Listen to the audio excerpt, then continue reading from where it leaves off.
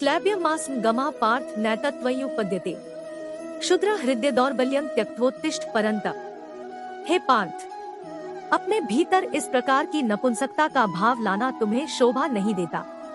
हे शत्रु विजेता, हृदय की तुच्छ दुर्बलता का त्याग करो और युद्ध के लिए तैयार हो जाओ। ज्ञानोदय के मार्ग पर सफलता पूर्वक कदम रखने के लिए उच्च आत्मबल और नैतिकता का होना आवश्यक है, जिसके लिए किसी मनुष्य को आशावान, उमंगी और ऊर्जावान बनकर आलस्य, स्वच्छंदता की प्रवृत्ति, अज्ञान और आसक्ति जैसी लौकिक मानसिकता पर विजय प्राप्त करना आवश्यक होता है। श्री कृष्ण एक योग्य गुरु हैं और इसलिए अर्जुन को फटकारते हुए वे अब उसे परिस्थितियों का सामना करने के लिए प्रोत्साहित कर उसके आत्मबल को बढ़ाते हैं।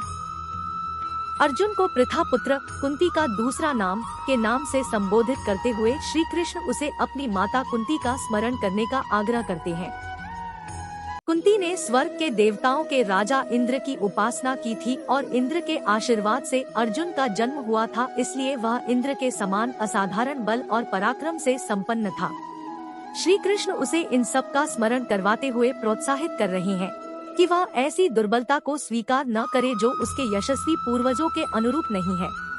श्री कृष्ण अर्जुन को पुनः परंतप अर्थात शत्रुओं का विजेता के संबोधन द्वारा उसे क्षत्रिय धर्म या महायोद्धा के कर्तव्यों का पालन करने की इच्छा का त्याग करने वाले अपने भीतर उत्पन्न हुए शत्रु का दमन करने की प्रेरणा देते हैं।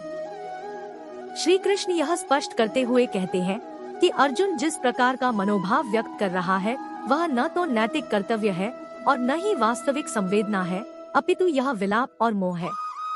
दुर्बल मानसिकता ही इसकी जड़ें हैं।